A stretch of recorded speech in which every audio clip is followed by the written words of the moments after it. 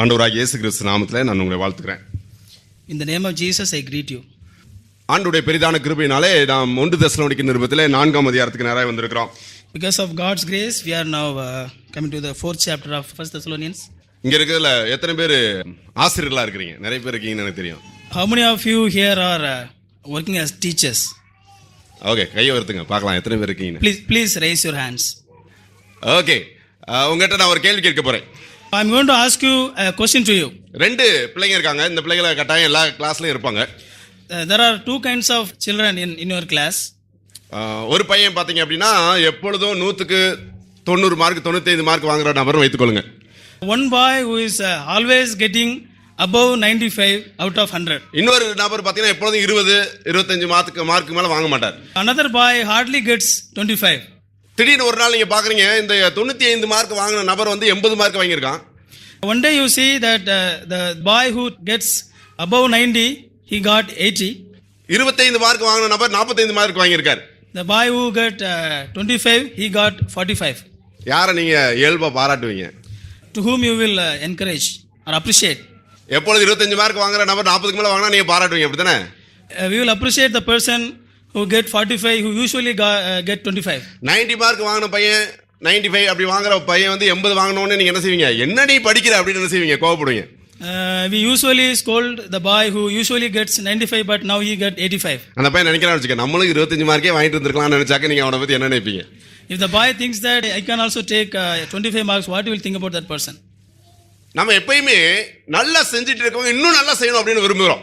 We always like the students who want to improve in their studies. இந்த sports டேல வந்து பாத்தீங்கன்னாக்கா ஓட்டப்பந்தயத்தில் ஓடுறதுல முத 3 பேரை எல்லாரும் பயங்கரமா உற்சாகப்படுத்துவாங்க. In the race, always all people will encourage the first 3 persons. 4வது 5வது 6வது வரவங்க கண்டுக்க மாட்டாங்க, எப்படி உனக்கு தோக்க போறான்னு விட்டுருவாங்க. They will never bother about the persons who will come behind that person, 4th, 5th and 6th. குறிப்பா இந்த 1வது 2வது வரவங்க வேவான்னு உற்சாகப்படுத்தி கொண்டே இருப்பாங்க. We will always encourage the persons who will run in the first 3 positions. ஒருவேளை கடைசி வரைக்கும் முன்னாடி வந்துட்டு 2 ஸ்டெப்ல பின்னாடி ஆயிட்டாருன்னு வச்சுக்கோங்க, second பிரைஸ்க்கு வந்துட்டாருன்னு வைத்துக்கொள்ளுங்க. If we see a person who is running first but in the final minute he will come behind the person, வந்தே சொல்ல அட பாவி ஏன்டா இப்படி பண்ணுனேன்னு தான் கேட்பாங்க. we will think that alas why this fellow came like this. அவன சொல்ல மாட்டாங்க, பரவாயில்லடா 2வது வந்துட்டேன்னு சொல்ல மாட்டாங்க, அட பாவி ஃபர்ஸ்ட் பிளேஸ் விட்டுட்டேன்னு சொல்லுவாங்க. We will usually say to them, we will not say okay somehow you got the second place. We will tell them you lost the first position. We will say like that. அந்த second place வந்தவன் ஒருவேளை நம்மளும் கடைசி வந்த மாதிரி வந்திருக்கலாம் இருக்கே அப்படின்னு நினைப்பானான்னு கேக்குறேன். If a person comes first, will he thinks that I also come like the person who come at the last? ஒருபோதும் நம்ம அப்படி நினைக்க மாட்டோம். ஏன் அப்படின்னா யாரை உற்சாகப்படுத்துவோம், யாரை கண்டிப்போம் அப்படின்னா யாரு நன்றாக செய்து கொண்டிருக்காங்களோ அவங்கள தான் இன்னதிகமா என்று உற்சாகப்படுத்துவோம். We will never think like that. We will usually encourage the persons who usually do good. We will encourage them to do more good, to perform more. அருமையான தேவனுடைய பிள்ளைகளே, தேவனுடைய பார்வையிலே நாம் வெற்றியாளர்கள். அதனாலே ஆண்டவர் இன்னும் அதிகமா என்று நம்மை உற்சாகப்படுத்திக் கொண்டே இருக்கிறார். Dear brothers and sisters, we are already a successful people in God's eyes, so God is always encouraging us to do more. உங்களை காட்டிலும் மிக மோசமான நபர்கள் உங்களை சுற்றிலும் இருப்பாங்க. அவங்களை எதுவுமே யாருமே சொல்ல மாட்டாங்க. ஆனா நீங்க ஒரு சின்ன விஷயத்தை தவறும்போது எல்லாரும் ஓடி வந்து சொல்லுவாங்க. ஏன்னா ஆண்டவர் உங்களை சொல்றாரு, keep it up வேகமா என்று சொல்லுகிறார். You may be surrounded by the people who are performing very low, but when you are doing little less, all other people will encourage you and tell you to do good. ஏனென்றால் ஆண்டவர் உங்களை அளவு கடந்து நேசிக்கிறார். நீங்கள் இன்னும் முதிர்ச்சி அடைய வேண்டும் என்பதிலே கரிசனை உள்ளவராய் இருக்கிறார்.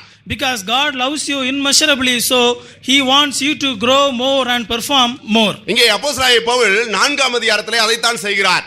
In the 4th chapter of Thessalonians, Apostle Paul is doing that. அவர் சொல்லுகிறார், நீங்கள் இன்னும் அதிகமாக அல்லது சிறப்பாக நீங்கள் பெருகும்படியாக நான் ஒரு சில காரியங்கள் விரும்புகிறேன் என்று சொல்லுகிறார். He says in chapter 4, he encourages the believers towards excellence. அதிகமாய் பெருகுங்கள் என்று சொல்லுகிறார். He encourages the believers to excellence more and more. முதலாம் வசனத்தை பாருங்கள். Please see the first verse. அவர் சொல்கிறார், நீங்கள் எங்களால் கேட்டு ஏற்றுக்கொண்டபடியே அதிகமாய் தேருங்கள். He says to the believers, as in fact you are living now, we ask you and urge you in the Lord Jesus to do this more and more. இன்னும் அதிகமாய் நீங்கள் பெருக வேண்டும். Increase more and more. 10ஆம் வசனத்தை பாருங்கள். Please see the verse 10. இரண்டாவது பதில் அவர் சொல்கிறார், சகோதரரே அன்பிலே நீங்கள் இன்னும் அதிகமாய் பெருக வேண்டும். Yet we urge you, dear friends, to do more and more. போதகர்களாகி அல்லது பிரசங்கியாளர்களாகி எங்களுடைய விருப்பம் எதுவாய் இருக்க வேண்டும் இருக்கும் என்றால் நம்முடைய விசுவாசிகள் இந்த அளவுக்கு வந்துட்டாங்கப்பா என்று நாங்கள் விரும்புவதில்லை, மாறாக இன்னும் அதிகமாக நீங்கள் பெருக வேண்டும் என்று விரும்புகிறோம். As a preachers, our wish is never like because you are grown this much, so we are satisfied. We always want to encourage you to grow more and more. Pavul 4 காரியங்களை சொல்ல போகிறார். அதற்கு முன்பாக அந்த காரியத்தை குறித்து 2 காரியங்களை குறிப்பாய் சொல்கிறார். Paul is going to tell 4 things. Before that, he is preparing and he is telling 2 things. அவர் சொல்கிற காரியங்கள் எதுவுமே பழையவை அல்ல, எல்லாமே புதிதானவைகள். The things Paul says is not new, everything he already told. 1வது வசனத்திலே சொல்லப்பட்டிருக்கிறது, ஏற்கனவே நீங்க எங்களால் கேட்டு ஏற்றுக்கொண்டிருக்கிறீர்கள். In verse 1, he said, already you heard from me the things I am going to tell. ஏற்கனவே நீங்கள் கேள்விப்பட்டிருக்கிறீர்கள், அதை தான் திரும்பவும் சொல்ல போகிறேன். Already you heard the things, so I am going to tell again. 2வது வசனத்திலேயும் 12வது வசனத்தில் சொல்கிறார், நான் ஏற்கனவே உங்களுக்கு கட்டளையிட்டு இருக்கிறேன். Telling in verse 2 and 18, he says, I already commanded you. 6வது வசனத்தில் சொல்கிறார், நான் ஏற்கனவே உங்களை எச்சரித்திருக்கிறேன். In verse 6, he says, I already warned you. அவர் சொல்கிறார், இது புதிய காரியம் அல்ல. He says, it's not new. நான் இப்ப சொல்ல போற காரியங்கள் புதிய காரியங்கள் அல்ல. The things I am going to say, it's not new. அருமையான தேவனுடைய பிள்ளைகளே, இன்றைக்கு நான் பேச போகிற ஒரு சில காரியங்கள் நீங்கள் ஏற்கனவே கேட்டதுதான். Even the things I am going to speak today is also not new. நம்ம எல்லாருக்குமே பாத்தீங்கன்னா புதுசா கத்துக்கணும்னு ஆசை, ஆனால் நாம் கற்றுக்கொண்டதுக்கு கீழ்ப்படிவதிலே ஆண்டவர் கரிசனை உள்ளவராக இருக்கிறார். We all like to know new things, but God always wants us to obey the things we already learned. எல்லாமே புதிய காரியங்கள் அல்ல, எல்லாமே பழைய காரியங்கள் தான். அது மாத்திரமல்ல, இந்த காரியங்கள் எல்லாம் ஆண்டவரை பிரியப்படுத்த வேண்டும் என்ற நோக்கத்தோடு கூட பவுல் சொல்ல போகிறார். All the things are not new, everything is old. He is going to tell because he wants to satisfy God. 1வது வசனத்தில் சொல்கிறார், நீங்கள் இன்ன பிரகாரமாய் நடக்கணும், தேவனுக்கு பிரியமா இருக்கணும் என்பதற்காக நான் இதை சொல்கிறேன். In verse 1 he says, you have to do like this, you have to obey God. That's why I am going to say. ஆண்டவருக்கு நாம் பிரியமாய் இருக்க வேண்டும் என்பதுதான் நம்முடைய வாஞ்சையாய் விருப்பமாய் இருக்கிறது. It's always our desire is that we have to obey our God. கட்டாயத்தினாலே நாம் செய்வதல்ல, மாறாக என் ஆண்டவரை நான் எவ்வாறு கஷ்டப்படுத்த முடியும் என்கிற உள்ளத்தோடு செய்வது. It is not mandatory, but it's coming out of our attitude that if I will do this, I will hurt God. 2 பசங்க இருந்தாங்க. There are 2 boys. ஒரு பையன் இன்னொரு பையனை, நீ வா நம்ம தவறான காரியங்களை செய்வோம் என்று சொல்லி தவறான ஒரு இடத்துக்கு அவனை கூப்பிட்டான். One boy who leads the other boy and telling that we will go and we will do some wrong things. அவன் சொன்னான், நான் இந்த இடத்துக்குலாம் வரமாட்டேன் என்று சொன்னான். That the other boy said, I will not come to these kind of places. ஏன்டா நீ வரமாட்ட அப்படின்னு சொல்லி அந்த பையன் கேட்டான். ஏண்டா உங்க அப்பா உன்னை காயப்படுத்திடுவாரு, நீ பயப்படுறியா என்று கேட்டான். The first boy who asked the other boy said, why you are not coming? Do you feel that your daddy will hurt you? ஆனா அவன் சொன்னான், இல்ல, என்னுடைய அப்பா என்னை காயப்படுத்துவார், நான் பயப்படல, நான் என் செயலினாலே என் அப்பாவை காயப்படுத்தி விடுவேனோ என்று பயப்படுகிறேன் என்று சொன்னான். No, the boy said, I am not fearing that my father will hurt me, but I am fearing that my actions will hurt my father. என்னுடைய தகப்பனை இதை காயப்படுத்தி விடுமோ என்கிறதான உணர்வோடு கூட நாம் வாழ்வதுதான் உண்மையான பரிசுத்த வாழ்வு. If we live in the attitude that if I do this, it will hurt my God, this is the attitude we should live. Pavul அதிகமாய் பெருகும்படியாக 4 விதமான உற்சாகத்தை கொடுக்கிறார். Paul is giving 4 encouragements here so that we will grow more and more. முதலாவது 3ஆம் வசனம் தொடங்கி 8ஆம் வசனம் வரைக்கும் அவர் சொல்கிறார், நீங்கள் பரிசுத்தத்திலே அதிகமாய் தேறுங்கள். First he says in verse 3 to 8, he says, excel in purity. நீங்கள் பரிசுத்தத்திலே அதிகமாய் தேறுங்கள். You please be excel in purity. இங்கே பவுல் அவர் பாலுறவு சம்பந்தப்பட்ட பரிசுத்தத்தை பற்றி பேசுகிறார். Here Paul talks about the holiness related to the sexual relationships. அவர் சொல்கிறார், நீங்கள் பரிசுத்தமாய் இருக்கும்படியாக ஆண்டவர் எதிர்பார்க்கிறார். He says that God is expecting you to be holy. அதற்கு 5 காரணங்களை அவர் குறிப்பிடுகிறார். He is giving 5 reasons to live holiness. ஒருவேளை பாஸ்டர் வந்து ஹோலி கம்யூனியன் எடுக்கும்போது சொன்னாரு, நம்ம எல்லாம் வித்தியாசமாய் வாழும்படி அழைக்கப்பட்டவர்கள். When pastor is conducting holy communion, he says that we are called to live differently. எப்பொழுதுமே நம்ம கேட்கிற கேள்வி என்னன்னா, ஏன் நான் மத்தவங்க மாதிரி இருக்க கூடாது? We always ask this question, why I should not live like others? எல்லாரும் எப்படி இருக்காங்களே, ஏன் நான் மட்டும் இருக்க கூடாது?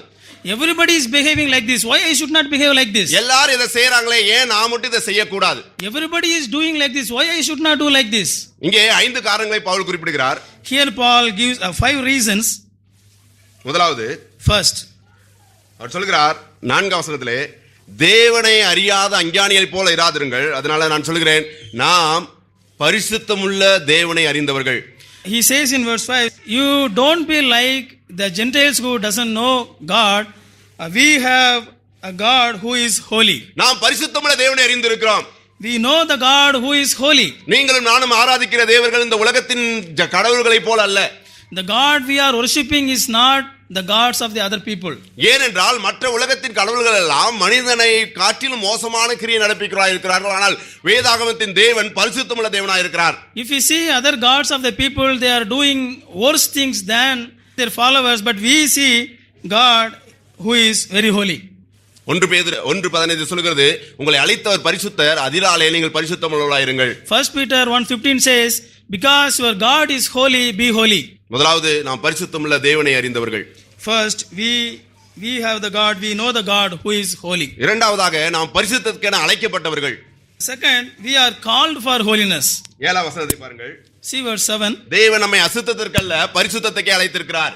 God called us not for unholiness but to be holy. நமக்கென்று ஒரு அழைப்பு இருக்கிறது. We have a unique call. அந்த அழைப்பு என்னவென்றால், நாம் ஒரு நாளிலே அவரை போல இருக்கும்படி அழைக்கப்பட்டிருக்கிறோம். We are called to be like our God one day. இந்த உலகத்திலே நாம் மாத்திரமே பரிசுத்தத்துக்கென அழைக்கப்பட்டவர்கள். In this world, as Christians, we are only called for holiness. நமக்கு பேரே பரிசுத்த ஆசாரிய கூட்டம். The name of our group is Holy Priesthood.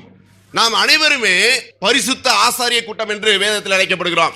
We all called as Holy Priesthood. ஏனென்றால் நாம் பரிசுத்தத்துக்கென அழைக்கப்பட்டிருக்கிறோம். Because we are called for holiness. நான் எப்படி வேண்டுமானால் வாழலாம் என்பது மற்றவருக்கு பொருந்தலாம், ஆனால் நமக்கு பொருந்தாது. I can live as much as I like is fit for others, but it is not suitable for us. நாம் ஏனென்றால் நாம் பரிசுத்தத்துக்கென அழைக்கப்பட்டிருக்கிறோம். Because we are called for holiness. மூன்றாவதாக, Third, அவர் சொல்கிறார், நாம் பரிசுத்தமாகும்படியே தேவ சித்தத்தை உடையவர்களாய் இருக்கிறோம். we are destined for holiness. நாம் பரிசுத்தமாக வேண்டும் என்பதே தேவனுடைய அநாதி சித்தமாய் இருக்கிறது. It is God's eternal plan that we have to be holy. மூன்றாம் வசனம் சொல்லப்பட்டிருக்கிறது, ஆண்டவர் நம்ம எல்லாருடைய வாழ்க்கையிலும் நம்ம எப்போதுமே சொல்றோம், ஆண்டவரே உம்முடைய சித்தம் மாத்திரம் என் வாழ்க்கையில செய்யணும். அந்த சித்தம் என்ன தெரியுமா? அவருக்கு பரிசுத்தமாய் நாம் வாழ்வது. We always pray to God that please lead us according to your plan, but it is God's will that we have to be holy. அது மாத்திரமல்ல, நான்காவதாக நாம் பரிசுத்த ஆவியானவரை உடையவர்களாய் இருக்கிறோம். Fourth, we have Holy Spirit in us. 8ஆம் வசனம் சொல்லப்படுகிறது, அசட்டை பண்ணுகிறவன் தன்னத்திலே ஆண்டவர் தனக்கு கொடுத்த பரிசுத்த ஆவியானவரை அசட்டை பண்ணுகிறான். In verse 8 it says, one who is ignoring, he is ignoring the Holy Spirit. நாம் பரிசுத்த ஆவியுடையவர்கள். We have the Holy Spirit in us. மற்றவர்கள் செய்கிற எல்லா காரியத்தையும் நாம் செய்து விட முடியாது.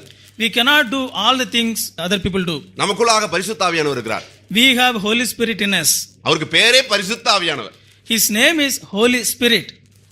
அவர் பரிசுத்தத்தை நம்மில் எதிர்பார்க்கிறார். He always expects holiness in us. ஐந்தாவதாக, ஒருவேளை நாம் அசட்டியா இருந்தால் பிரச்சனைக்குள்ளாவோம். Fifth, if we will be neglect, we will be in trouble. நாம் அதை தள்ளிவிடுவோமானால் நாம் பிரச்சனைக்குள்ளாக போவோம். We will be in trouble if we neglect. ஏனென்றால் ஆண்டவர் நீதியுள்ளவராய் இருக்கிறார். Because God is just. பாவத்தை கட்டாயம் அவர் தண்டிக்கிறார். He always punishes the sin. நம்மை நரகத்துக்கு அவர் போட போவதில்லை. He will never send us to hell. ஆனால் இந்த உலகத்திலே நாம் பரிசுத்தமாய் வாழ்கிற அந்த தடுமாற்றத்திலே நாம் செய்கிற காரியத்துக்கான எதிர்விளைவுகளை நாம் கட்டாயம் சந்திக்கத்தான் வேண்டும். But in this world, in our holy life, if we will stumble, we should face the consequences. ஆண்டவர் சொல்கிறார், நீ உன்னுடைய சகோதரனை வஞ்சிக்காதபடி பார், ஏனென்றால் தேவன் நியாய தீர்ப்பு செய்வார். He says, don't deceive your brother because God will judge you. அவர் எப்படி இருக்கணும்னு 3 காரியத்தை ரொம்ப அழகா சொல்கிறார். He says 3 things beautifully.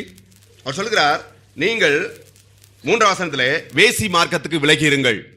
You be separated from the sexual immoralities.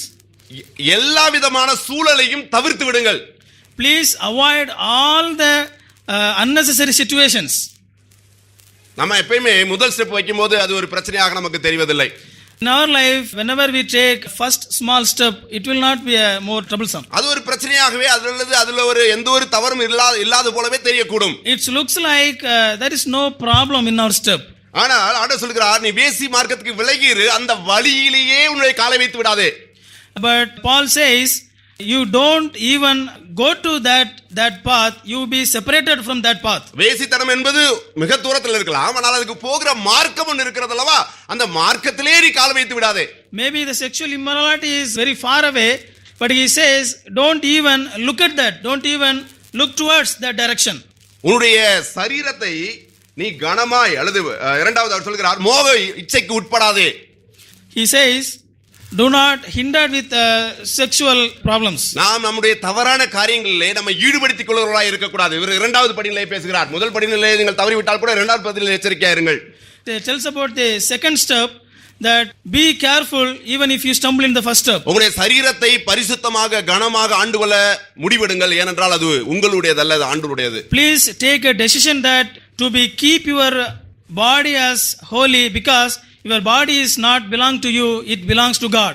நாம் தவறான ஒரு வாழ்க்கை வாழ்வோமானால் அதனுடைய விளைவு மிக வேதனை உள்ளதா இருக்கக்கூடும். If we live an immoral life, the end of that life will be miserable, painful. London நகரத்திலே ஒரு இறையியல் கல்லூரி மாணவர் நடந்து சென்று கொண்டிருந்தார். A theologian who is walking in the streets of London. அவர் போய் கொண்டிருக்கும் போது அவர் இந்த பரிசுத்தத்தை குறித்து யோசித்துக் கொண்டே போய் கொண்டிருந்தார். He is thinking about the holiness in his mind. நாம் தவறு செய்வதனாலே என்ன விதமான பிரச்சனை வரும் என்பதை அவர் யோசித்துக் கொண்டு போயிருந்தார். He is thinking about, if I do something wrong, what will happen to me? What is the consequences of that? திடீர்னு அவருக்கு ஒரு சத்தம் கேட்டுச்சு. He heard a sound. அந்த சத்தம் என்ன சொல்லுச்சு அப்படின்னா, கொஞ்சம் அழுக்கு அதிக விலை குறைவு என்று சொல்லி கூவி வித்தார்கள் உடைகளை. That sound said, a small dirt, highly reduced price. It's about dress. அவர்கள் சத்தம் போட்டு வித்தார்கள், கொஞ்சம் தான் அழுக்கு இருக்கு ஆனால் நிறைய விலை குறைவு. They are shouting like, these dresses have a very small dirt, but we are selling it with very less price. அந்த இறையியல் கல்லூரி மாணவருக்கு எல்லாம் புரிந்து விட்டது. நம்முடைய வாழ்வின் பரிசுத்தம் அவ்வளவுதான். நாம் சிறு தவறு செய்வோமானால் அது மிகப்பெரிய விளைவுகளை உண்டாக்கக்கூடும். That theological student understood the concept very immediately, that if we do a small wrong, the consequences will be very great. நாம் ஒரு சிறு தவறிலே நாம் ஈடுபட்டு கொண்டிருப்போமானால் ஆண்டவருக்காக நாம் கொண்டிருக்கிற அந்த வைராக்கியத்தை நாம் இழந்து போவோம். If we will do something very small mistakes, eventually we will lose our zeal for God. நாம் ஆண்டவருக்காக செயல்பட வேண்டும் என்கிறதான இந்த ஒரு உந்துதல் நம்மிடத்திலே தடைபட்டு போகும். The zeal we have in us to work for God will slowly cut off from us. அதனால் சொல்லுகிற அருமையான சகோதரர்களே, நீங்கள் பரிசுத்தத்திலே நீங்கள் தேறுங்கள். That is why Paul says, dear brothers and sisters, please grow in your spiritual life. இதை சொல்லும்போது நான் உங்களை ஞாபகப்படுத்த வேண்டியது அவசியம். I want to remind you about something when I am saying this. சுய அடக்கம் அல்லது இச்சை அடக்கம் என்பது பரிசுத்த ஆவியானவருடைய கனியாய் இருக்கிறது. We always remember that self control is the fruit of the spirit. நம்முடைய சொந்த முயற்சியினாலே நாம் இச்சை அடக்கம் உள்ளவர்களாய் வாழ்வது என்பது சாத்தியமில்லை. It is never possible that to live a self control life with our abilities. பரிசுத்த ஆவியானவர் மாத்திரமே அந்த சுய அடக்கத்தையும் அந்த சிந்தனையும் நமக்குள்ளாய் கொண்டு வர முடியும். The self control can be only produced by the Holy Spirit. இந்த புரிந்துகொள்ளுதலை நமக்குள்ளாக பரிசுத்த ஆவியானவரே உண்டு பண்ண முடியும். This kind of understanding also can be given by the Holy Spirit. நான் கிறிஸ்துவோடு கூட மரித்தேன், அடக்கம் பண்ணப்பட்டேன், நான் அல்ல கிறிஸ்துவே எனக்குள்ளாய் வாழ்கிறார் என்று நம்புகிற ஒவ்வொருடைய வாழ்விலும் பரிசுத்த ஆவியானவர் இந்த இச்சை அடக்கத்தை உண்டு பண்ணுவார். I died with Christ, I buried with Christ, and I resurrected with Christ. This kind of attitude only Holy Spirit can give into our life, and if we believe that, He will slowly produce the self control in our life. நம்முடைய வாழ்விலே கிறிஸ்துவின் சுபாவத்தை பரிசுத்த ஆவியானவரே உண்டு பண்ணுகிறார். இச்சை அடக்கம் என்பது கிறிஸ்துவின் சுபாவம். Only the Holy Spirit produce the Christ likeness in us. That Christ likeness is self control. வேதம் சொல்கிறது, நீங்கள் ஆவியில் நடந்தால் மாம்சத்தின் கிரியைகளை நிறைவேற்றாதிருப்பீர்கள். Bible says, if we walk in the spirit, you will not do the things of the flesh. மாம்சத்தின் கிரியை செய்யாட்டி ஆவியில் நடப்பீங்கன்னு சொல்லல, மாறாக ஆவியில் நடந்தால் மாம்சத்தின் கிரியை நிறைவேற்ற மாட்டீர்கள். Bible never ever says that if you will not walk in the ways of flesh, you will live in the Holy Spirit. But Bible says, if you walk with the Holy Spirit, if you live in the Holy Spirit, you will not do the things of the flesh. ஆவியில் நடப்பதுனா என்ன தெரியுமா? பரிசுத்த ஆவியானவர் நமக்கு என்ன செய்திருக்கிறாரோ, கிறிஸ்துவோடு கூட நம்மை அடையாளப்படுத்தினதை நாம் தொடர்ந்து நம்பும்போது மாத்திரமே அது சாத்தியமாகும். Do you know what is walking with Holy Spirit? It is just believing what Christ has done in me, understanding my identification with Christ. கிறிஸ்துவோடு கூட நான் மரித்தேன். I died with Christ. கிறிஸ்துவோடு கூட நான் அடக்கம் பண்ணப்பட்டேன். I buried with Christ. கிறிஸ்துவோடு கூட இப்பொழுது புது மனிதனாக எழுந்திருக்கிறேன். As a new man, I raised with Christ. இது நான் அல்ல, கிறிஸ்து தான் எனக்குள்ளாய் வாழ்கிறார். I am not living in me, but Christ lives in me. இந்த நம்பிக்கையிலே நாம் பெருகும்போது மாத்திரமே சுய அடக்கமுள்ளவர்களாக இச்சடக்கமுள்ளவர்களாய் வாழ்வது சாத்தியமாகும். If we only grow in this attitude, we will be a self-controlled person. முதலாவது பரிசுத்தத்திலே தேறுங்கள் என்று சொல்கிறார். First he says, excel in purity. இரண்டாவதாக, Second, அன்பிலே அதிகமாய் பெருகுங்கள் என்று சொல்கிறார். He says, excel in love. 9ஆம் வசனத்திலிருந்து 10ஆம் வசனம் 2 வசனத்துல அதை குறிப்பிடுகிறார். In verse 9 and 10 he says like this. அவர் சொல்றார், சகோதர சிநேகத்தை குறித்து நான் உங்களுக்கு அதிகமா எழுத வேண்டியதில்லை, எழுதுற வரைக்கும் சொல்ற வரைக்கும் அவங்க சொல்லிட்டேன். He says about brotherly love, I no need to write all the things because I already told enough things to you about this subject. நீங்கள் ஒருவர் அன்பாய் இருக்கும்படிக்கு தேவனால் போதிக்கப்பட்டவர்களாய் இருக்கிறீர்கள். You are taught by God to love each other. அது உங்க மக்கதோனியாவில் உள்ள எல்லாருக்கும் அது தெரியும். The people who are living in Macedonia, you all know these things. Pavul அதுக்கு மேல இத பத்தி பேசல. Paul don't want to talk about more than this. ஏனா அந்த அளவுக்கு அவர் அத பத்தி பேசிட்டார். Because he already preached about this so many times. சகோதர அன்பும் பரிசுத்த வாழ்வையும் நாம பிரிக்கவே முடியாது. We cannot separate the holy life and the love within brothers. நான் திரும்ப ஏற்கனவே நான் சொன்னதை சொல்கிறேன். நாம் பரிசுத்தத்திலே இந்த அளவுக்கு வளர்கிறோம் என்பது எப்படி தெரியும் அப்படினா நாம் மற்றவர்களோடு எந்த அளவு உறவு வைத்திருக்கிறோம் என்பதன் அடிப்படையில் தான் தெரியும். I am telling it again and again how we can understand our holiness by just measuring our relationship with other believers. நான் என்னுடைய உறவுகளிலே வளர்ந்திருக்கிறேனா அல்லது குறைவுபட்டிருக்கிறேனா? Am I really grown in my relationship with others or I am coming short of in my relationship with others? நீங்க பரிசுத்தத்திலே நம்ம எல்லாம் ஆண்டவருக்கு பிரியமா வாழ்றோமா அப்படின்றதுக்கு ஒரே ஒரு டெஸ்ட் தான் பைபிள் சொல்லுது. There is only one test Bible gives us to understand our holiness towards God. மற்றவரோடு கூட என்னுடைய உறவு எப்படி இருக்கிறது? How is my relationship with others? இந்த கேள்விக்கு நீங்க பதில் சொன்னீங்கன்னா நம்ம எந்த இடத்துல இருக்கோம்ன்றது நமக்கே தெரியும். If we tell the answers for this question, you will understand your position in holiness. Pavul இத பத்தி எதுமே சொல்ல, ஆனா நான் உங்களுக்கு 3 ஆலோசனைகளை நான் சொல்ல விரும்புகிறேன். Paul doesn't give anything in this passage, but I want to tell you something about this topic. எவ்வாறு அன்பிலே வளருவது? How we will grow in our love? முதலாவது, First, ஒருவருக்காக ஜெபியுங்கள். pray for one another. உண்மையாக நீங்கள் மற்றவருக்காய் ஜெபிக்க ஆரம்பிப்பீர்களானால் அவர்களை குறித்த அன்பை உங்களுக்குள்ளாய் ஆண்டவர் கட்டளையிடுவார். If we truly pray for others, God will slowly give you the love for others. யாரெல்லாம் உங்களுக்கு பிடிக்கலையோ அவங்களுக்காக ஜெபம் பண்ணுங்க. If you don't like others, please pray for them.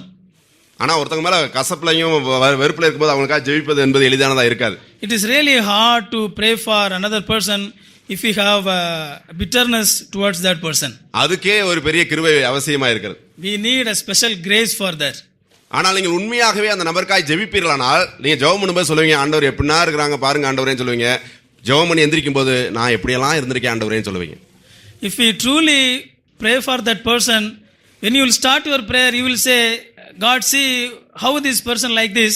But when you will end your prayer, you will say, Lord, how worse I am. நான் எப்படியெல்லாம் அவங்ககிட்ட தப்பா நடந்துக்கிட்டேன் ஆண்டவரே என்று முழங்கால இருந்து எழுந்திருக்காவிட்டால் நீங்கள் சரியாய் ஜெபிக்கல என்று அர்த்தம். When you will get up from your prayer and if you will not say, Lord, how worse I behaved towards them, then you are not prayed correctly. நான் உண்மையாவே ஜெபிக்கிறவரா இருந்தால் அந்த முடிவிலே தான் உங்களுடைய ஜெபம் முடியும். If our prayer is true, that prayer will end like this. ஏனா பரிசுத்த ஆவியானவர் எப்பொழுதுமே நம்மை சரி செய்வதிலே மிக அக்கறையா இருக்கிறார். Because the Holy Spirit is always interested to correct us first. நான் ஜெபம் பண்ண முழங்கால் போடும்படி என்னை தூண்டினவர் என்னை சரி பண்ண முதலாவது விரும்புகிறார்.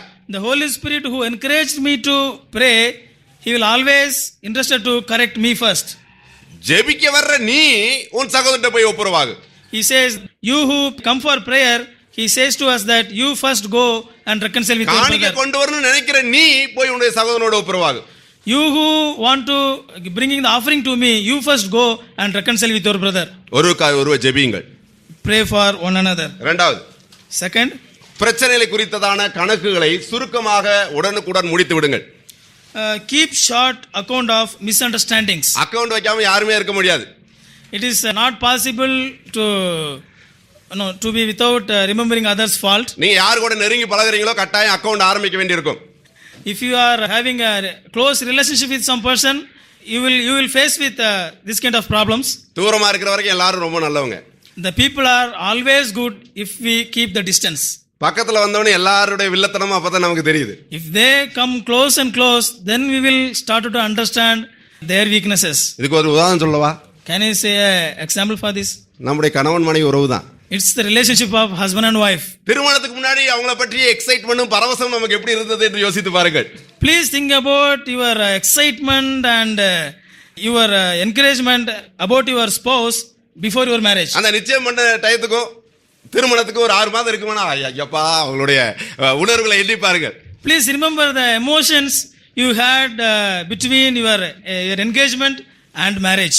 உலகத்திலே இந்த மாதிரி ஒரு ஆண் இல்லை என்று அந்த அம்மா நினைப்பாங்க, இந்த மாதிரி ஒரு பொண்ணே இல்லை சொல்லி அந்த ஐயா நினைப்பாரு.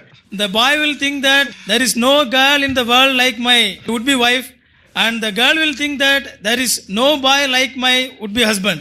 4 ரூமுக்குள்ள வந்ததுக்கு அப்புறம் 4 சோற்றுக்குள்ள வந்ததுக்கு அப்புறம் தான் என்ன செய்யும், அடப்பாவி நான் இப்படி நினைக்கவே இல்லையே என்று யோசிப்போம். We will understand the real problem when we come to close in one house.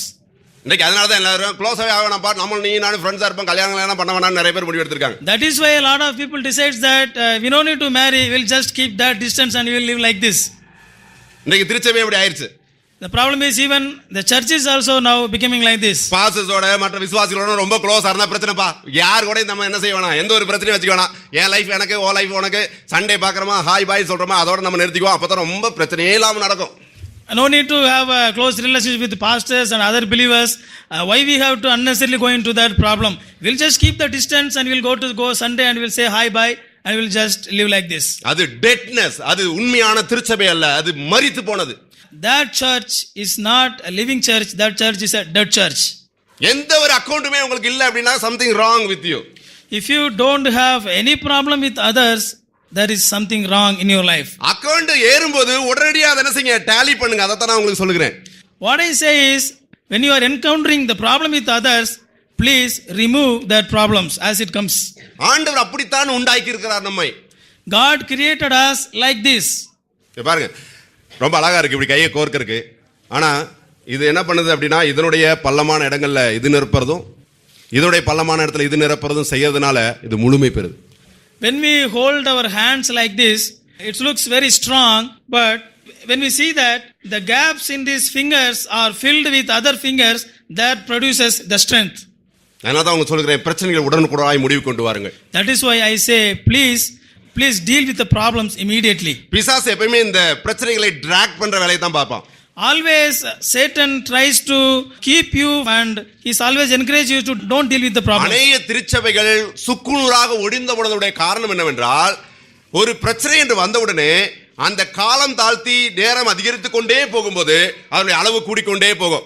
Lot of churches are broken like pieces because they were not dealing with the problems immediately, rather than they'll thought that okay, we'll deal with later and later. உங்களுக்கு ஒரு உண்மையை சொல்லட்டுமா?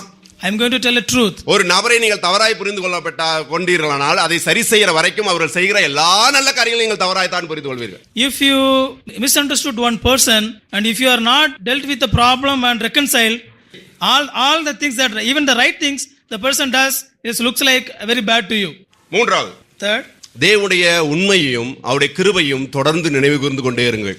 keep on acknowledging God's grace and faithfulness in others' lives. மற்றவருடைய வாழ்விலே ஆண்டவர் எவ்வளவு உண்மையுள்ளவராய் இருக்கிறார், எவ்வளவு கிருபையுள்ளவராய் இருக்கிறார் என்பதை நீங்கள் தொடர்ந்து எண்ணிக்கொண்டே இருங்கள். Please always remember God's grace and mercy in others' life. ஆண்டவரே நீர் எனக்கு எவ்வளவு கிருபையா இருக்கிறீர் என்று சொல்வதெல்லாம் ரொம்ப அழகா இருக்கும். It is always looks beautiful when we say, Lord, thank you for your grace in my life. அதே கிருபையை அவனுக்கும் தந்திருக்கிறீர் என்பதை அறிந்து கொள்வதுதான் மிக கடினமா இருக்கும்.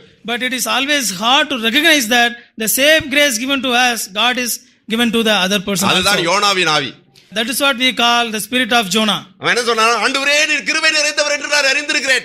He said, Lord, I know that you are so gracious. ஆனா அவங்களை அழிப்பீங்கல்ல நான் நினைச்சேன்.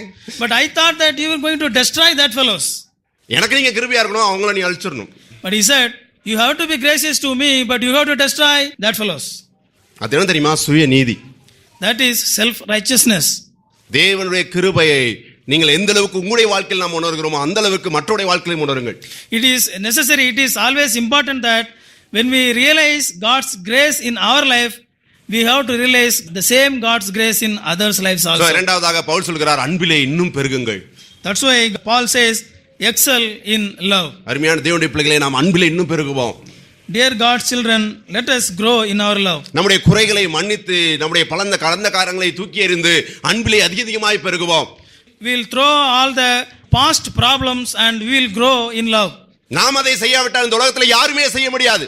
If we are not doing this, who in this world is going to do that? நாம் நம்முடைய ஐக்கியத்தை சரி செய்ய முடியாவிட்டால் இந்த உலகத்தில் எவரும் அதை சரி செய்து விட முடியாது. If we are not able to reconcile, then who else in this world is going to reconcile with others? அதனால அன்பிலே பெருகுவோம். So please grow in your love. மூன்றாவதாக, Third, ஒழுங்கான வாழ்விலே பெருகுங்கள். excel in orderly life. ஒழுங்கான வாழ்விலே வளருங்கள். Excel in orderly life. 11-12 வசனங்கள். 11 and verse 11 and 12. அமைதியுள்ளவர்களாக நீங்கள் ஒழுங்கான வாழ்வை நடத்துங்கள் என்று சொல்கிறார். அதற்கு 3 காரியங்களை அவர் சொல்லப் போகிறார். And to make it your ambition to lead a quiet life, he is going to tell 3 things how we have to live an orderly life. அவர் சொல்கிறார், ஒரு ஒழுங்கின் வாழ்வை வாழுங்கள். அதற்கு 3 ஆலோசனை சொல்கிறார். முதலாவது, He is telling to them to live an orderly life, and he is going to tell 3 things. முதலாவது, நீங்கள் அமைதியான வாழ்வு வாழுங்கள். He says, live a quiet life. அமைதியாய் வாழ்வு வாழணும்னா பேசவே பேசாதீங்கன்னு அர்த்தமா? It is not meaning that don't speak and be quiet. அதுல 1-2 காரியத்தை நான் உங்களுக்கு சுருக்கமாய் சொல்ல விரும்புகிறேன். I want to tell you some of the things very shortly. வீட்டுக்குள்ள நடக்கிறதெல்லாம் ஊரெல்லாம் ஊதாதிருங்கள். Don't tell the things which is happening in your home to others. N husband எப்படி தெரியுமா, என் ஒய்ஃப் எப்படி தெரியுமா, என் பிள்ளை எப்படி தெரியுமா, நெகட்டிவான காரியத்தை குறிப்பா passing பிரேயர்லாம் பேசாதிருங்கள். Don't tell about your things in your home, like how is my husband, how is like my child. These kind of things don't talk to other people. உங்க கணவருடைய பிரச்சனை உங்க கணவர்ட்ட உங்களால பேச முடியலனா யார்கிட்டயும் பேசாதீங்க தயவு செய்து. If you are not able to deal the problems of your husband with your husband, don't please tell these things to other people. உங்க கணவரோடு கூட உள்ள பிரச்சனையை நீங்கள் தீர்த்து கொள்ள முடியாவிட்டால் இந்த உலகத்துல யாருமே அந்த பிரச்சனையை தீர்க்க முடியாது. If you are not able to deal the problems with your husband, nobody else in this world can come and help you. ஒரு சிலர் பாத்தீங்கன்னா எந்த பிரச்சனை வந்தாலும் முன்னா நின்னு ஏய் நான் இது பண்ணிரோடாக்க அப்படியாக இப்படியாக பேசுற நபர்கள் இருக்காங்க. There are some persons in this world that they will always come forward and they will tell that I am going to resolve this problem. நீங்கள் உங்களை சிறப்பான நபர்களாக கெத்தான நபர்களாக காண்பிக்க எப்பொழுதும் முயற்சி செய்யாதீர்கள். Don't try to show yourself smart or more brilliant people. நீங்க பைபிள்ல நீங்க பாத்தீங்க அப்படினா ரொம்ப விசுவாசத்துல ரொம்ப பிரசித்தி பெற்ற நபர்கள்லாம் ரொம்ப எளிமையாக ரொம்ப அமைதியாக இருந்த ஆட்கள். If you see in the Bible, the people who are very famous in Bible, they were very quiet and simple people. உங்களை பத்தி ஆஹா ஓஹோன்னு மத்தவங்க பேசபடி நீங்க அனுமதிக்காதீர்கள். Don't allow others to speak about you proudly. இது அமைதியான வாழ்க்கை வாழ்றது. That is what a living life quietly. உங்களுடைய வீட்டு காரியத்தை வெளியே போகாதபடிக்கு காத்துக்கொள்ளுங்கள். அது உங்களுடைய கடமையா இருக்கிறது. Please safeguard the things in your home, within your home. Don't allow it to go outside your home. உங்களுக்குள்ளாக அதை சரி செய்து கொள்ளுங்கள். Please deal with yourself and don't make it outside. உங்களுக்கு ஒருவேளை அதுல கொஞ்சம் பிரச்சனை இருக்கு, அதை சரி செய்ய முடியலனா நீங்க நம்பிக்கை தகுந்த போதரட்டையோ அல்லது மற்றவர்கிட்டயோ மாத்திரம் பகிர்ந்து கொள்ளுங்கள். If you are not able to deal with these problems, only share with trustworthy persons like pastors and your friends, very trustworthy people. கிறிஸ்தவர்கள் எந்த ஒரு அடாவடித்தனத்திலும் இறங்க கூடாது. Christians should not involve in any rude activities. Okay, இரண்டாவது. Second, உங்களுடைய சொந்த வேலையை பாருங்கள். mind your own business. அதுக்கு என்ன அர்த்தம்னா மத்தவங்க டேபிள்ல என்ன நடக்குன்றதல ரொம்ப ஆர்வம் காண்பிக்காதீர்கள். Don't be so much interested in others life. ஒரு சில ஆபீஸ்ல பாத்தீங்கன்னாக்க இவங்க என்ன செய்யறாங்கன்றதெல்லாம் முக்கியம். அடுத்தவங்க போயிட்டு என்னடா பண்ணிட்டு இருக்கா இதே வேலையாவே ஒரு சிலர் தெரிவாங்க. When we see in some offices, they will not worry about their work, but they will always go to other table and they will see, hey, what you are doing, man, something like that. நிறைய இடங்கள்ல husband wife பேசிக்கவே மாட்டாங்க. In lot of places and husband and wife will not speak at all. ஒருவேளை பேசுவாங்களானா அது கட்டாயம் பக்கத்து வீட்டுக்காரங்களையோ அல்லது ஏத்து வீட்டுக்காரங்களையோ அல்லது சர்ச்சில் இருக்க யாரையாச்சும் குறை பேசுறதா தான் இருக்கும். If at all they speak about others and someone in their street or someone in their church, and they will speak something wrongly about that people. ஏனா யூசுவலா மத்த எந்த டாபிக்லயும் ரெண்டு பேருக்கு ஒத்து போகாது. இந்த டாபிக்ல ரெண்டு பேருக்கு நல்லா ஒத்து போகும். In lot of things they will not agree with each other, but when we talk about others, they will in perfect harmony. அதை செய்யாதீங்க. Don't do that. ஒருத்தவங்க இல்லாதப்ப அவங்கள பத்தி பேசவே கூடாதா? Is it wrong to talk about others without their presence? அப்படிலாம் இருக்கவே முடியாது. It is impossible. We cannot live like that. நான் பாஸ்டர்ஸ் மீட்டிங்ல உங்களை பத்தி நிறைய பேசுறோம். We as pastors talk so many things about you believers in our pastors meeting. ஆனால் எந்த மனநிலையோடு நான் பேசுகிறேன் என்பதுதான் மிக முக்கியமானது. But in which attitude I am talking is very important. அவங்களை குற்றப்படுத்தி பேசுகிறேனா? Am I condemning them? அவர்களை நான் கேவலப்படுத்தும்படியான முயற்சி என்னிடத்தில் இருக்கிறதா?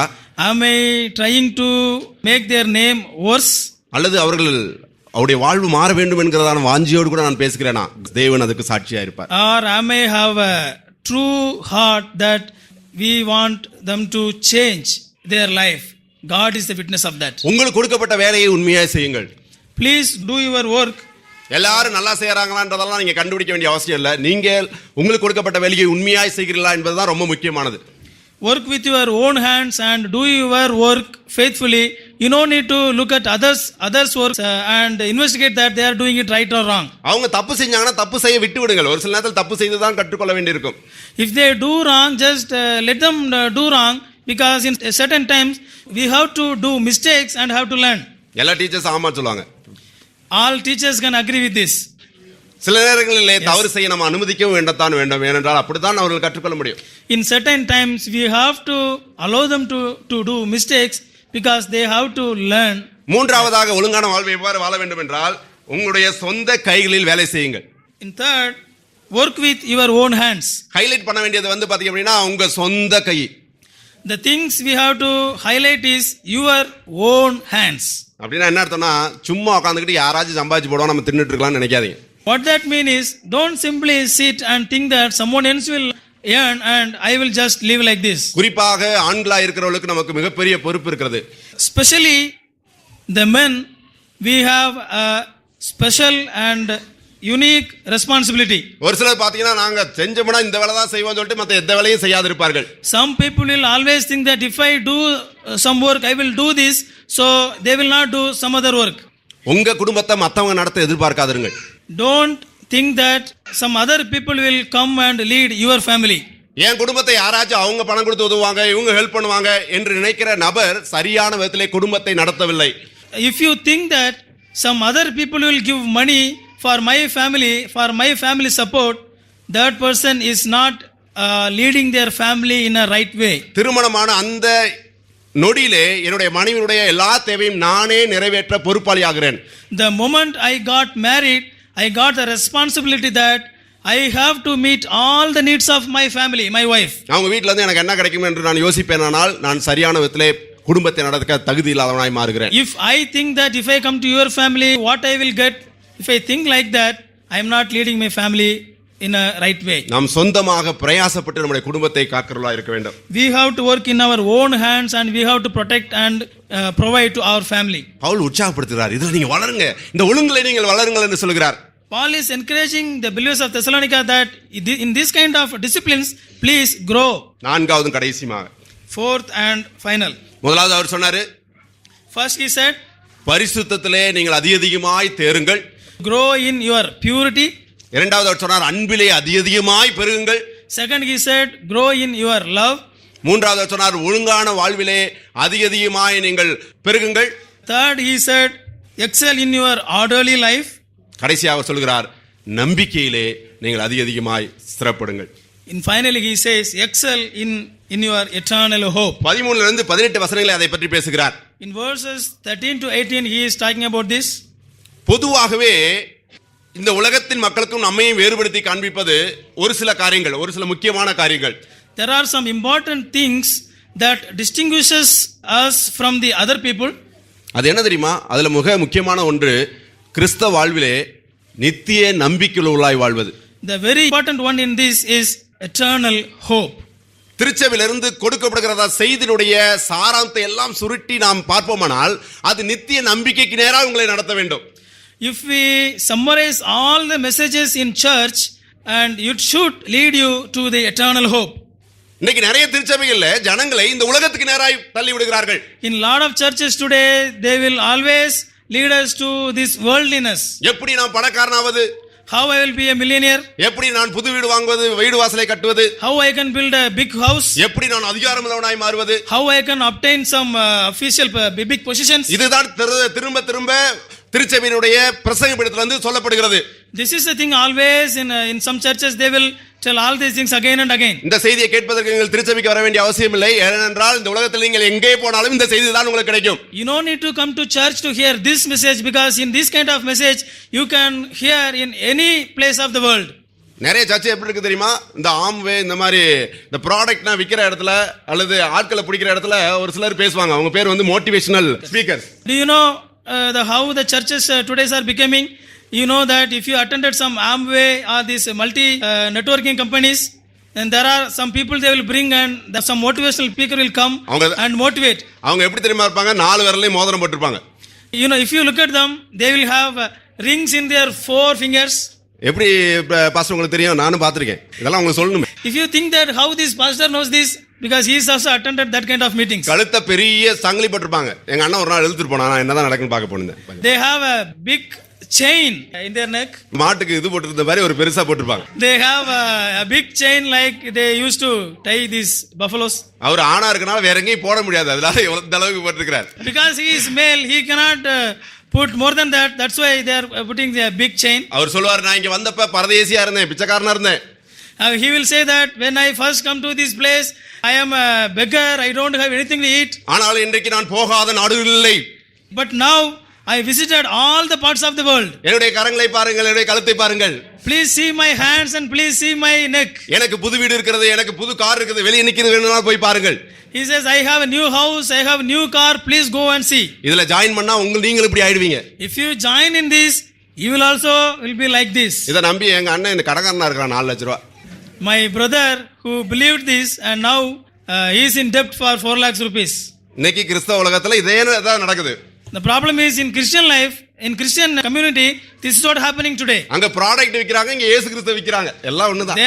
They are selling the product, here they are selling Jesus Christ. இந்த ப்ராடக்ட்டை மட்டும் நீ வாங்கி பாரு, வித்து பாரு, நீ எப்படி கோடீஸ்வரன் ஆகறியா இல்லையான்னு பாரு என்று சொல்லுகிறாங்க. They say that if you buy this product, you will see and how you will become. Pavul சொல்கிறார், அதல்ல உங்களுடைய நோக்கம், நித்திய நம்பிக்கையிலே வளருங்கள். Paul says that is not your hope, please grow in your eternal hope. நித்திய நம்பிக்கைன்றது எந்த இடத்துல அதிகமா நம்ம யோசிக்கப்படும் தெரியுமா? ஒருத்தவங்க மரிக்கும் போது. Do you know which place this eternal hope will be thought more? ஒருத்தவங்க மரிக்கும் போது. When they will die. இங்கே தெசலோனிக்கேயர் ஒரு சிலர் மரித்தவர்களை குறித்து மிகுந்த வேதனையோடு இருக்கிறார்கள். In these Thessalonica people, their hearts were so troubled because some people are died. Pavul அவர்களை உற்சாகப்படுத்தும்படியாக 3 விதமான நிச்சயத்தை அவர்களுக்கு கொடுக்கிறார். Paul, as he want to encourage them, he is giving 3 truths. முதலாவது, First, அவர் சொல்கிறார், கிறிஸ்துவின் உயிர்த்தெழுதல் நம்முடைய உயிர்த்தெழுதலை நிச்சயப்படுத்தி இருக்கிறது. the Christ resurrection guarantees our resurrection. கிறிஸ்து உயிர்த்தெழுந்தார் என்று நம்புகிறீங்களே, அப்புறம் ஏப்பா கவலைப்படுறீங்க? நாம் உயிரோடு கூட எழுந்திருப்போம். He says that you are believing that Christ resurrected. Don't be worried. One day we will also be resurrected. அவர் சொல்கிறார், கிறிஸ்து மரித்தார் உயிர்த்தெழுந்தார் நம்பித்தானே கிறிஸ்தவங்க. நம்ம மரித்து உயிர்த்தெழ மாட்டோடு நீங்க எப்படி நம்பலாம்? He says that you became Christians when you believed that Jesus Christ died and resurrected. Then how can you cannot believe that you will die and you will one day resurrected? நாம் ஒரு நாளிலே உயிர்த்தெழுவோம். One day we will be resurrected. இரண்டாவது அவர் சொல்கிறார், Second, கிறிஸ்துவுடைய வாக்கு அல்லது கர்த்தருடைய வாக்கு உயிர்த்தெழுதலுடைய வரிசையை நமக்கு நிரூபணமாக்கி இருக்கிறது. Lord's promise assures us that the order of resurrection. அவர் சொல்கிறார் 15ஆம் வசனத்திலே, கர்த்தருடைய வார்த்தையை முன்னிட்டு நான் உங்களுக்கு சொல்கிறேன், மரித்தவர்கள் முதலாவது எழுந்திருப்பார்கள். He says in verse 15 that the people who died first, they will resurrect first. மரித்தவர்களை குறித்து நாம் அதிகமாய் கவலைப்பட வேண்டியதில்லை, ஏனென்றால் அவர்கள் நமக்கு முந்திக் கொள்வார்கள்.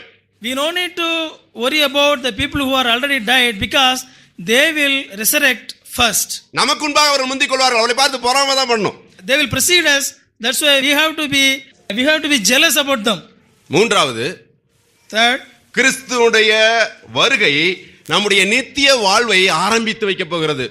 Christ coming will inaugurate our life in his presence forever. அவரோடு வாழப் போகிற அந்த நித்திய வாழ்க்கையுடைய தொடக்கம் தான் கிறிஸ்துவுடைய வருகை. The Christ coming is the beginning of our life with Christ. ஒரு நாளில் அவர் வான மண்டலங்களை இறங்கி வருவார். One day he will come from the heavens. அவர் அப்பொழுது மரித்தவர்கள் முதலாவது எழுந்திருப்பார்கள். At that time the people who are already died, they will be resurrected first. உயிரோடு இருக்கிற நாமும் அவரோடு கூட எடுத்துக்கொள்ளப்படுவோம். Then those who are living now, we will also be with God. அவரோடு என்றென்றுமாய் இருப்போம். We will always be with our Lord ever and ever and ever. இவ்விதமாய் எப்பொழுதும் கர்த்தருடனே இருப்போம். Now we will always be with God ever and ever. சொல்கிறார், இந்த வார்த்தையினாலே ஒருவர் நீங்கள் தேற்றுங்கள். Please encourage each other with these words. அருமையான தேவனுடைய பிள்ளைகளே, நாம் நித்திய நம்பிக்கையிலே வளரும்படியாக அழைக்கப்பட்டிருக்கிறோம். Dear God's children, we are called to grow in eternal hope. இந்த உலகத்தில் இருக்கிற வரைக்கும் நமக்கு வியாதிகள் வரும். We will get diseases as long as we live in this world. பண கஷ்டங்கள் இருக்கும். We will get money problems. யாருமே புரிந்து கொள்ள வேண்டிய இல்லையே என்கிறதான மன கஷ்டங்கள் வரும். You may be think that why other people are not understanding me. கண்ணீர் இருக்கும், There will be tears. ஆனால் ஒரு நாளில் அது முடிவுக்கு வரப்போகிறது. One day all these things will be end. அதனாலே தானே ஆதி திருச்சபையினர் எப்பொழுதும் மாரநாதா என்று சொல்லி எப்பொழுதும் ஆண்டவரை சொன்னார்கள். That is why the early church is always telling that Maranatha, நம்முடைய ஆண்டவர் வரப்போகிறார். because our Lord is going to come. அந்த நாள் கண்ணீர் இருக்க போவதில்லை. And that day there will be no tears. அந்த நாளிலே மரணம் இருக்க போவதில்லை. There will be no death. நாம் படுகிற இந்த பாடுகள் இந்த உலகத்தோடு கூட முடிவுக்கு வரப்போகிறது. The problems we have, the struggles we have is going to end in this world. நித்திய நம்பிக்கையிலே நாம் அலராவிட்டால் நாம் உண்மையாகவே கிறிஸ்தவ வாழ்வை அனுபவிக்க முடியாது. If we are not grow in our eternal hope, we cannot enjoy our Christian life. Pavul சொல்கிறார், நித்திய நம்பிக்கையில வளருங்கள். So Paul says, please grow in your eternal hope. கடைசியா ஒண்ணே ஒன்று சொல்லி நான் முடிக்கட்டும். I am going to finish with this final note. நாமெல்லாம் வெற்றியாளர்கள். Already we are successful people. நாம் எல்லோருமே கிறிஸ்துவை சென்றடைய போகிறோம். We all are one day we will be with our Lord. கிறிஸ்துவை அறிந்த ஒவ்வொருவரும் கிறிஸ்துவை போல இருக்க போகிறோம். We all are who know Christ, one day we will be like Christ. நாம் ஓட்டப்பந்தயத்திலே மாத்திரமில்லை, ஓட்டப்பந்தயத்திலே முந்திக் கொண்டிருக்கிறோம். We are not in this race, we are already in the first places of the race. நம்முடைய முடிவு நெருங்கி கொண்டிருக்கிறது. The end of the race is coming close and close. முடிவு கண்ணுக்கு எதிராக தெரிகிறது. We are seeing the end line of our race. இப்பொழுது நாம் சோர்ந்து விடக் கூடாது. We should not weary in this time. வேகமாக இதிலே வளர்ந்து கொண்டே இருங்கள், பெருகிக் கொண்டே இருங்கள். So that is why we have to grow and grow more and more. அதனாலே தானே ஆண்டவர் நம்மை சரி செய்வதிலே மிக கரிசனையாக இருக்கிறார். That is why God is so concerned about our growth. உங்களை எப்படியோ போகட்டும் என்று அவர் விட்டுவிட போவதில்லை. ஏனென்றால் நீங்கள் அங்கு போய் சேர வேண்டியவர்கள். He never let us simply like this because we are the people who have to achieve that position. சின்ன சின்ன காரியத்தை கூட ஆண்டவர் நமக்கு சொல்லித் தருவாரானால் அவருக்கு நன்றி சொல்லுங்கள். ஏனென்றால் நாம் வெற்றியாளர்கள். ஆண்டவர் நம்மை தேறினோலாகும்படி விரும்புகிறார். If Lord teaches even the small things, tell him thanks because he is so concerned in us because we are already victorious people. நாம் சிறப்புள்ளவர்களாக இருக்கும்படியாக உற்சாகப்படுவோம். We always encourage ourselves to be a special people. அருமையான தேவனுடைய பிள்ளைகளை ஆண்டவர் இந்த காலை வேளையிலே நம்மை உற்சாகப்படுத்தும்படியாக விரும்புகிறார். Dear God's children, God wants in this time to be encouraged. நீங்களும் நானும் சிறப்பான நபர்கள். You and me are special people. நாம் பரிசுத்தவான்களாய் தெரிந்து கொள்ளப்பட்டிருக்கிறோம். பரிசுத்தத்திலே வாழும்படி அழைக்கப்பட்டிருக்கிறோம். We are called as holy people and we are called us to be live in holiness. தடுமாற்றம் இருந்தால் பரவாயில்லை, எழுந்து ஓடுங்கள். If you have struggle, no problem, please stand up and run. ஏனென்றால் நீங்கள் ஓடி முடிக்கத்தக்கதாக அழைக்கப்பட்டவர்கள். Because you are called to run and finish the race. நாம் கிறிஸ்துவை போல இருக்கும்படி அழைக்கப்பட்டவர்கள். We are called to be like Christ. தவறுவது தவறல்ல. It's not if we stumble, that's not a problem. ஆனால் எழுந்திருக்காமல் இருப்போமானால் அதுவே தவறு. But if you are not standing after stumbleness, that is the problem. ஆண்டவரே, நான் வீழ்ந்து விட்டேன், என்னை எழுப்பும் ஆண்டவரே என்று சொல்லி நாம் அவரிடத்திலே ஓடுவோம். We will cry to God that Lord, I stumbled, but Lord, help me to stand. அன்பிலே பெருகுவோம். Let us grow in love. நம்முடைய சகோதர சகோதரிகளை நாம் நேசிப்போம். Let us love our brothers and sisters. குறைவுகள் குற்றங்களை மன்னிப்போம். Let us forgive all their shortcomings and weaknesses. தொடர்ந்து அன்பிலே பெருகுவோம். Let us grow in our love. ஒழுங்கான வாழ்விலே நாம் வளருவோம். Let us grow in our orderly life. நம்முடைய வாழ்வை ஒழுங்குபடுத்திக் கொள்வோம்.